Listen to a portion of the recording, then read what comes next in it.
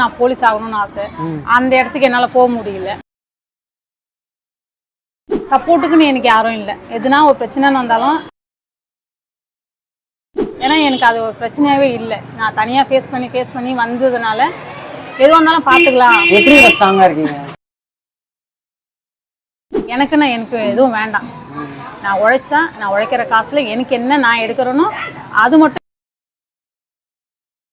நான் டவுன் ஆகும்போதுலாம் எனக்கு அலாட் பண்றது என் மைண்ட் மட்டும். அது ரொம்ப பெரிய நன்றி. மெயினா லேடிஸ்க்கு தைரியம் ரொம்ப முக்கியம். ஏன்னா எல்லா சர்க்கிள்லயுமே இப்ப லேடிஸ் நான் இப்ப பண்ணிட்டு இருக்க சர்வீஸை இன்னும் நான் நிறைய பண்ணணும், நிறைய பேர்த்துக்கு பண்ணணும், திருப்தியா பண்ணணும். எந்த எதிர்பார்ப்புமே. என் ஃபுல் நேம் செண்பகவல்லி. நான் இப்போதைக்கு மக்களை தேடி மருத்துவம் பார்த்துட்டு இருக்கேன். இப்போ ரீசெண்டாக ஒரு 1.5 இயராக பார்த்துட்டு இருக்கேன். இதுக்கு முன்னாடி பார்த்தீங்கன்னா சோசியல் சர்வீஸ் தான் பண்ணிட்டு இருந்தேன். ஸ்ரீ லிங்கம் ஃபவுண்டேஷன் சொல்லிட்டு ஒரு ஃபவுண்டேஷன் வச்சு அது இப்போ ரன்னிங்கில் போயிட்டு இருக்கு. ஆதரவற்ற குழந்தைங்களுக்கு அவங்களுக்கு அத்தியாவசிய பொருட்கள் எல்லாம் என்ன பண்ண முடியுமோ அது எங்களால் முடிஞ்சதை கலெக்ட் பண்ணி கொடுத்துட்டு இருந்தோம். அது அப்படியே படிப்படியாக வந்து இப்போது இந்த ஒர்க் வரைக்கும் வந்திருக்கு. அது இல்லாமல் ஸ்கூல் மேனேஜ்மெண்ட் கமிட்டின்னு இப்போது ஒரு குரூப் ஃபார்ம் பண்ணியிருக்காங்க. அதில் 2 ஸ்கூல்லையுமே அரசினர் ஆண்கள் பள்ளியிலையும் சரி, பெண்கள் பள்ளியிலையும் சரி, 2துலையும் இப்போ ரன்னிங்கில் வந்து பெண்கள் பள்ளியை பார்த்துட்டு இருக்கோம். ஒரு சின்ன பார்த்துக்கு வந்திருக்கு. சரியாக பண்ணணும்னு நினச்சிட்டு இருக்கேன். அது இப்போ வரைக்கும் சரியாக தான் போயிட்டு இருக்கு. மக்களை தேடி மருத்துவம் அந்த இதில் எப்படி உள்ள போனீங்க? 19 தான் வந்தது, கொரோனா பீரியட்ல. அப்போ கூப்பிட்டாங்க. அப்போ என்னால் வர முடியாது, சில சூழல்கள், அதனால என்னால் வர முடியல. குழந்தைங்க குட்டியாக இருந்தாங்க. ஸோ அதனால என்னால் வர முடியல. மறுபடியும் அந்த ஆப்ஷன் வந்ததுனால இப்போவும் விட்டுறக்கூடாது அப்படின்றதுக்காக வந்திருக்கேன். இதை பிடிச்சி இந்த சர்வீஸை நான் பண்ணிட்டு இருக்கேன். ஏன்னா 65 இயர்ஸ்க்கு மேலே உள்ள வயசானவங்களுக்கு தான் நான் கொடுக்குறேன். அதனால இது சரியாக பயன்படுத்தணும்னு சொல்லி போயிட்டுருக்கு.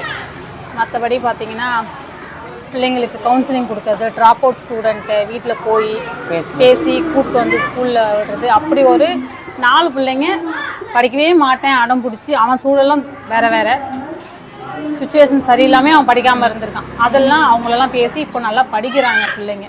உங்களுக்கு என்னக்கா ஆசை, என்ன பண்ணணும்? நான் போலீஸ் ஆகணும்னு ஆசை. அந்த இடத்துக்கு என்னால் போக முடியல. அதனால ஏதாவது என்ன காரணம்? அதுக்கு என்ன காரணம் அப்படின்னீங்கன்னா, எக்ஸாம் எழுதிட்டு எங்கள் வீட்டில் எங்கள் அம்மா, நான் ஒரே பொண்ணுங்கிறதுனால என்னை அனுப்பல. ட்ரைனிங்க்கு வரப்போ என்னை அனுப்பாமல் விட்டுட்டாங்க. நான் ஒரு பொண்ணு தான், நான் அனுப்ப மாட்டேன்ட்டாங்க ஸ்ட்ரிக்டாக. சரி, அதுக்கப்புறம் போக முடியல. அதை அப்படியே விட்டாச்சு. அதனால எனக்கு சோசியல் சர்வீஸ் கொஞ்சம் நல்லா வருதுன்னு எனக்குள்ள அதுக்கப்புறம் தான் நான் கண்டுபிடிச்சேன். அதனால சரி, இதையாவது நம்ம சரியாக பண்ணுவோம் அப்படின்னு சொல்லி பண்ணிட்டு இருக்கோம். இப்போது சைல்டு வெல்ஃபேர் கமிட்டியில் ஒரு மெம்பராக நான் கூட இருக்கேன். இந்த 14 வயசு குழந்தைங்கள்லாம் வந்து வேலை பார்க்கக்கூடாதுன்னு சொல்லிட்டு கவர்மெண்ட் போட்டிருக்கு. அப்புறம் இந்த பாலியல் தொல்லைகள்லாம் இப்போ இருக்குது கரண்ட்லி. அது ஸோ அதனால் அதை கண்ட்ரோலு அதெல்லாமே இப்போ கொஞ்சம் பார்த்துட்ருக்கோம். பர்சனல் லைஃப்னு பார்த்தீங்கன்னா நல்லா தான் போயிட்டுருக்கு, ஒன்றும் பிரச்சனை இல்லை. இப்போது கொஞ்சம் ஒரு 5 இயர்ஸாக வந்து அது கொஞ்சம் ஸ்டெடி இல்லாமல் இருக்குது. ஸோ அதனால் வந்துட்டு நான் அதில் இருந்தேன்னா இவ்வளோ பண்ணுவேனான்னு எனக்கு தெரியாது. ஸோ அதுலேருந்து டைவெர்ட் ஆகணும்னு ஆரம்பித்து தான் இதை நான் பண்ணிகிட்ருக்கேன். இதில் எனக்கு நிம்மதி இருக்குது மெயினாக. இதை பண்ணுறதுக்கு காரணம் ஆமாம், அந்த லைஃப் வந்து இப்போது கொஞ்சம் போயிட்டுருக்கு. சரி, நம்ம சப்போர்ட்டுக்குன்னு எனக்கு யாரும் இல்லை. எதுனா ஒரு பிரச்சனைன்னு வந்தாலும் இப்போது நான் தனியாக தான் நிற்கணும். எக்ஸாம்பிள், ஒரு ஸ்டேஷனில் போய் நான் நிற்கிறேன், எனக்கு பிரச்சனை அப்படின்னா எனக்கு பின்னாடி யாரும் இருக்க மாட்டான், நான் மட்டும் தான் ஃபேஸ் பண்ணணும் அது. ஸோ அந்த இடத்துல இருக்கிறதுனால இப்போது ஒரு சமூக சேவை செஞ்சிட்டு இருக்க ஒருத்தங்க, நீங்கள் எந்த வித எதிர்பார்ப்பும் இல்லாமல் எவ்வளோ பேரை மீட் பண்ணி அவங்ககிட்ட பேசி அந்த குழந்தைங்களை வந்து ஸ்கூலுக்கு கூப்பிட்டு வரீங்க. ஆனால் உங்களுக்குன்னு ஒரு பிரச்சனை வரும்போது யாரும் நிற்கலன்றது நீங்கள் எனக்கு யோசிச்சது இல்லையா? நான் யோசிச்சதே கிடையாது.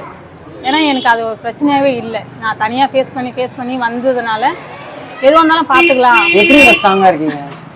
அது ஸ்ட்ராங்காக இருக்கானான்னு தெரியாது. எனக்குள்ளே நான் கொடுத்துக்கிற நம்பிக்கை. நான் டவுன் ஆகும் போதெல்லாம் நிறைய டைம் டவுன் ஆகியிருக்கேன்.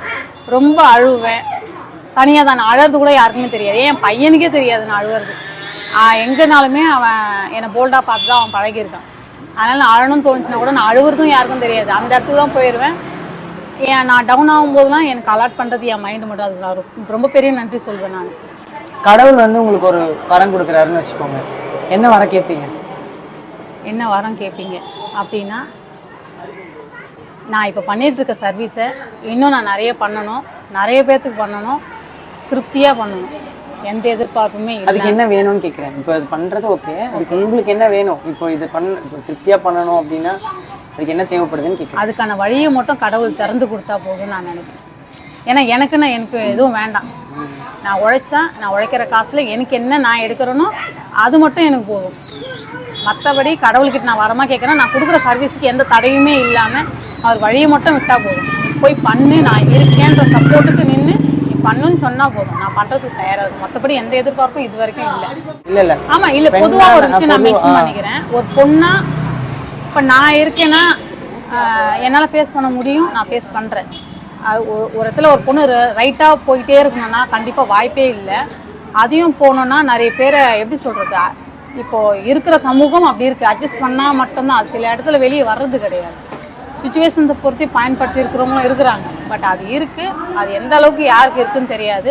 பட் எனக்கு வந்ததில் ரெண்டு இடத்துல மிஸ்டேக் வந்துச்சு. ஸோ அந்த இடமே எனக்கு வேணாம்னு சொல்லிட்டு நான் விட்டு வெளியே வந்தேன். ஸோ அந்த மாதிரி இருக்குது. ஆனால் மேக்ஸிமம் அந்த மாதிரி பெண்களுக்கு என்ன சொல்லணும்னு நினைக்கிறீங்க? இது எந்த சூழல் வந்தாலும் தைரியம். ஒன்றும் இல்லை, உனக்கு அடுத்த வேலை இருக்குது, நீ பார்த்துட்டு போ. இது மட்டும்தான் கிடையாது, இன்னும் நிறைய இருக்குது. இது இல்லைன்னா இன்னொன்று பார்த்துட்டு போயிட்டே இரு. ஆனால் பண்ணுறது சரியாக பண்ணு, தைரியமாக பண்ணு. ஒன்றும் பண்ண முடியாது. நம்ம மூச்சு காற்று விடணும்னா கூட அது நம்ம சொல்லி தான் மூச்சு காற்று நம்ம விடுறோம். அது மாதிரி தான் எல்லாமே. தைரியம் மெயினாக லேடிஸ்க்கு தைரியம் ரொம்ப முக்கியம். ஏன்னா எல்லா சர்க்கிள்லையுமே இப்போ லேடிஸ் இருக்காங்க. எங்கேயோ ஒரு இடத்துல மைனஸ் நடக்குது. இதே தைரியத்தோட இதே கம்பீரத்தோட எல்லா பெண்களும் அடி எடுத்து வைக்க அது அப்படி டவுன் ஆகிடும் நான் நினைக்கிறேன். சரிக்கா, நிறைய விஷயங்களை எங்க கூட பகிர்ந்துக்கிட்டு நன்றி. ஓகேம்மா, தேங்க்யூ.